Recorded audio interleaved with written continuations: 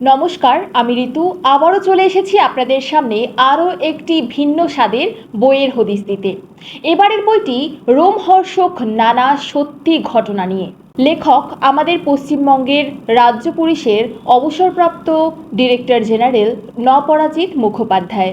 নপরাজিত বাবু অবসরের পরে বেশ অনেকটা সময় পশ্চিমবঙ্গ মানবাধিকার কমিশনের দায়িত্বপ্রাপ্ত চেয়ারম্যান পদেও ছিলেন। তার আমলে শিলদায় ক্যাম্পে মাওবাদী হামলা, জ্ঞানেশ্বরী এক্সপ্রেস দুর্ঘটনা ঘটেছিল। সেই সময় সব ঘটনার নানা অজানা কাহিনী রয়েছে এই বইটিতে।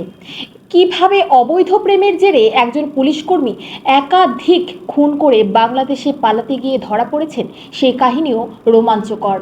আবার ছোট একটি মেয়ের চিকিৎসার গাফিলতির জন্য কিভাবে দ্রুত তদন্ত করে মানবাধিকার কমিশন কিভাবে ব্যবস্থা নিয়েছিল, ক্ষতিপূরণ দিতে বাধ্য করেছিল, সেই বিবরণও রয়েছে এই বইটিতে।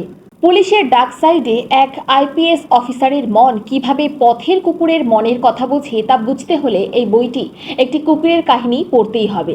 একটি রাস্তার কুকুরের জন্মের পর থেকে মৃত্যু অবধি সে যেন ডায়েরিতেই লিখে রেখেছে, এমনভাবেই লিখেছেন তিনি।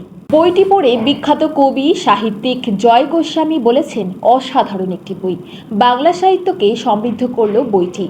এখন এখানেই শেষ করছি। চন্ডালের আরও একটি বইয়ের খবর নিয়ে আবারও ফিরে আসবো স্টুডিওতে।